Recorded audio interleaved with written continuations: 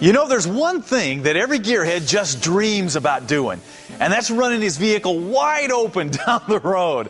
I mean, that's really the reason that we build and buy this kind of stuff. We like to go fast. Come on, admit it. It's okay. The problem is there's speed limits out there, and cops and laws that tell you you can't just drive as fast as you want whenever you want. And if you do this, well, you're probably going to get your vehicle impounded, and you're probably going to spend some time in jail. These are not good things. But wouldn't it be great if just one time you could take your vehicle out on a public road and just open that sucker up? I mean, not have to worry about cops or anything. Just go as fast as you could. That would be great. Well, if you feel this way, you are going to love today's show, because there is a place that you can actually do this. But we got to go to Nevada to do it. Come on.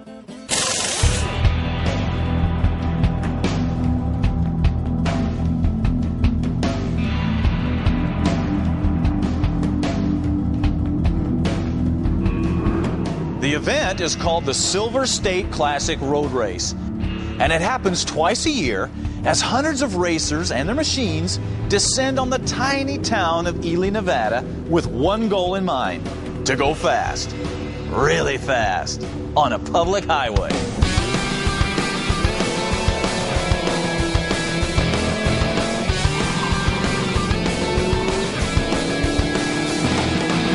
The event has been around for about 20 years, and Steve Waldman was not only there at the beginning, he's one of the founders of this wild 90-mile race through the desert.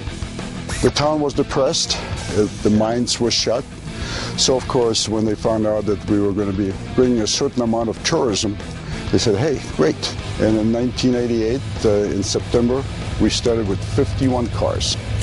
But to truly understand this thing, you got to understand it's more than just a race. This is a week-long event.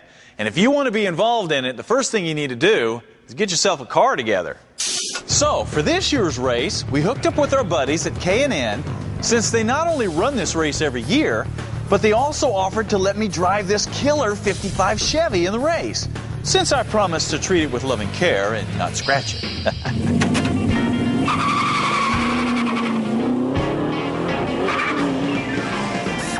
However, during a round of testing at the drag strip, I quickly found a weak spot in the rear end.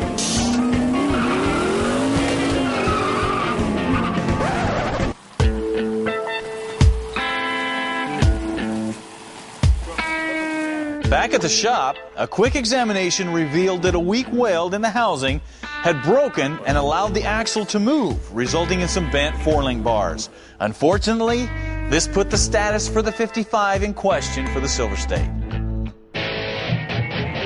I was able to spend a little time in Jerry's Viper, and it was definitely ready to run.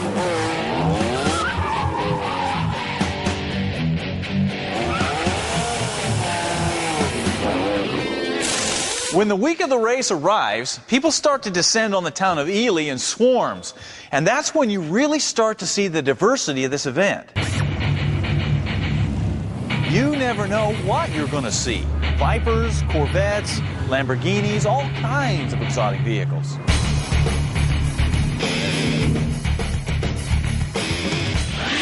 But that's not all. You're also going to see race cars and daily drivers and even some low-budget beaters, because that's part of the magic of what this race is. It is you taking what you've got and going out and running flat out on a public highway. So no matter what you've got, you're going to have fun, because basically what you're doing is illegal anywhere else except in Nevada on race day. This is not a Corvette. No, that is not a Corvette. What class you running in? 110. 110? Yeah, Good. It's a good class. Well, that's the first time that's the fastest. How about you? You sound like you've been around. No. He just talks like that. He's got the seal. He's got that voice, man. I didn't spit out. That's all that matters. So I worked the course for 2 years, and I thought, damn, I want to do this. I want to run it, you know. What do I have, you know, that could do it, you know? So I have the Durango here. Run the slow class 95. This will do 95 easily. not much more than that probably. But last year I had a ball doing it, so hey, I'm back again. However, no matter what you're driving, the tech inspection is something that every car must pass. And they don't mess around here, since there's been some pretty serious wrecks in this event over the years. You're all done. Have fun. Thanks a lot. Okay, thank you. Now, the big question, how do you win? Well, simple.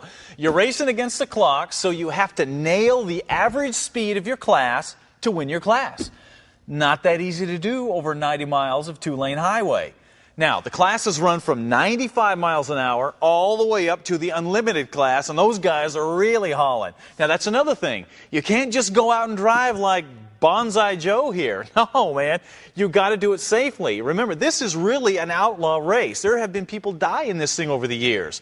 So the tech and safety requirements are extremely important. We want everybody to come out, have a great time, enjoy everything that we have to offer, go back home with a big smile and nothing else. Just a big smile and say, hey, I enjoyed it. I want to come back. Now, most drivers will carry a navigator with them because the navigator is the one that keeps your timing on track. Remember, this is a road race, so you're going to be going around curves and turns, and you're going to have to slow down a little bit. The navigator's job is to make sure that you're picking up the time on the straightaways that you lost going around the curves. So you can see there is a lot more to this race than just getting in a car and stomping on the gas. No, you have got to have the right crew, you've got to have the right equipment, and you have got to be thinking all the time. It's a real competitive class, and people are within less than a second of their target time, so we have no hope of really winning, but we're going to try our best. I have hope of winning. Good as we can. Okay. Gotta hope. Okay, we have hope. Fill me in on this car. This is a real NASCAR car, right? Yeah, I used to be the Mobil 1 car. Yeah. What year? Mayfield. Okay. Won the Winston Open and won Pocono in it. And I picked it up from a buddy of mine, Martin Nesbitt, North Carolina. Drug it down to California. Stuffed the motor in it, and we're getting ready to run the Silver State.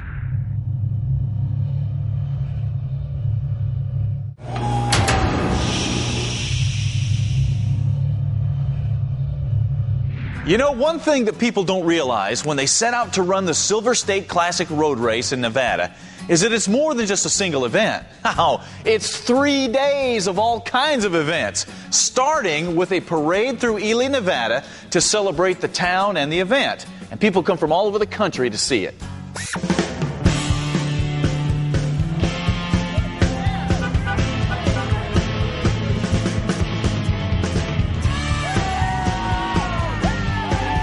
There you go.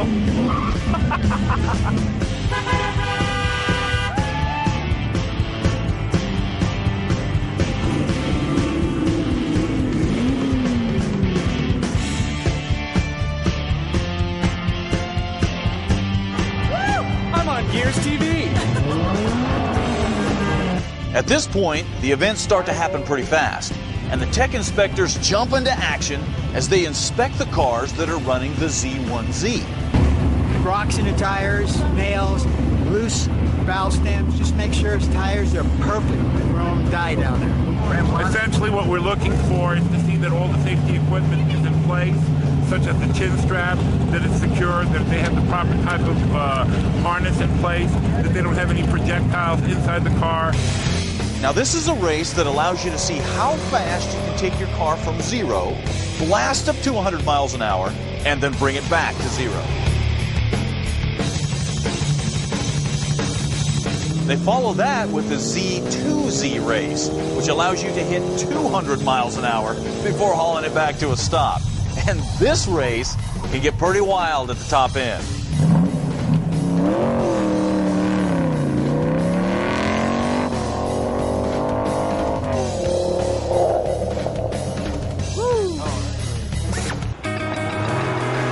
Another event is the High Noon Shootout. Now, this is a half-mile blast from a standing start to see just how fast you can go. Now, this is a challenge since most of these cars have tall gears for running top speed, not for getting off the line.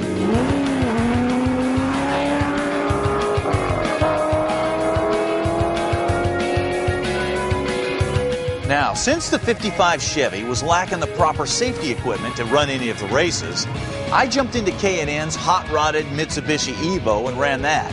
and I had a blast. Which goes to show you, it doesn't matter what you drive, as long as you get out here and drive something.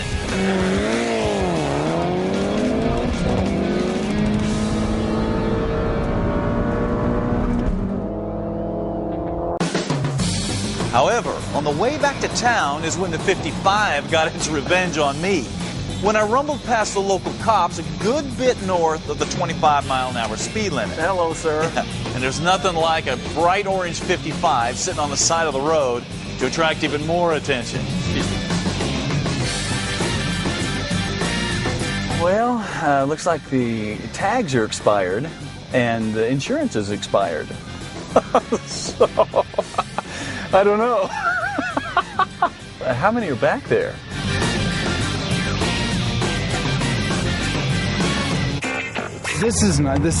We get people for speed every day. That's the. Yeah, I mean, this is part of what we do.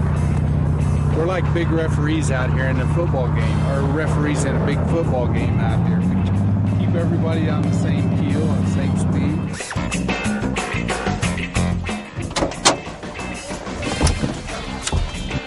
All right. Thank you. For the citation. Thanks for your time. Have the same thing. Thank you.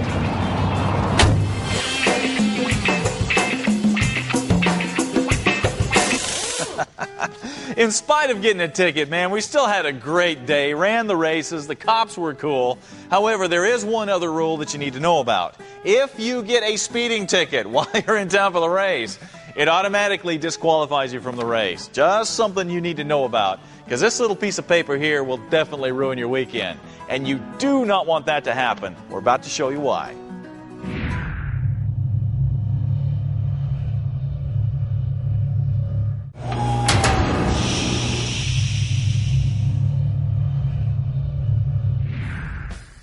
Hey, if you're just getting here, you are just in time, because we are featuring the last true outlaw race out there, the Silver State Classic. Now, this is a run-what-you-brung road race down 90 miles of two-lane highway in Nevada that anybody that owns a car or truck can come and run.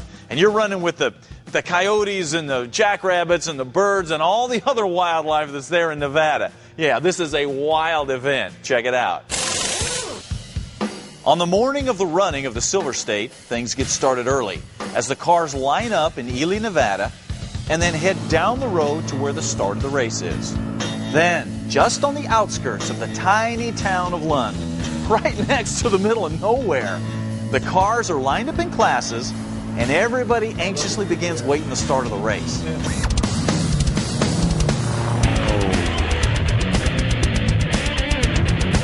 When all the course workers are in place and the road is properly closed, things start happening very quickly as the cars start launching just a minute or so apart. And the sound of these high-performance cars at full throttle echoing off the Nevada hills is an incredible experience.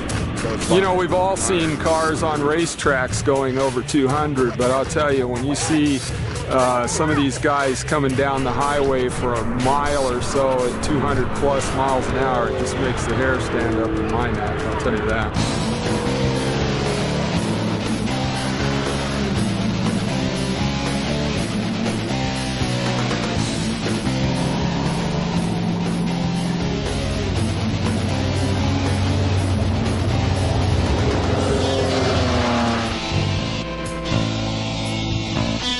Unfortunately, the first wreck of the day was also the worst, when veteran driver Jerry Mull blew the bottom out of his new Viper engine at about 210 miles an hour.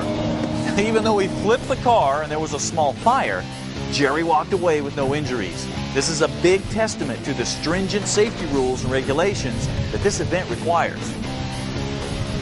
After Jerry's wreck, there were some other delays, and nobody could seem to figure out why. So, we gathered up our crack team of investigators to do a little investigative reporting to find out what was holding up the race.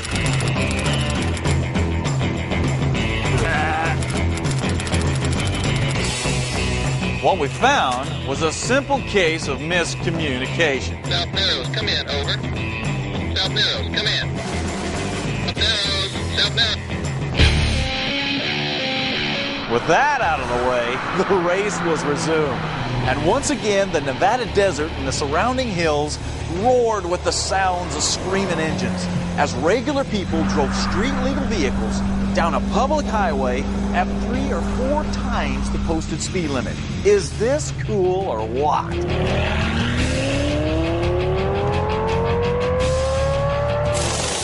Now, if that doesn't get your blood pumping, nothing will. This is one event that every gearhead should do at least once in their life because there is nothing like it. So, get yourself a car or a truck and bring it on out. You know I'm going to be there. I expect to see you there too.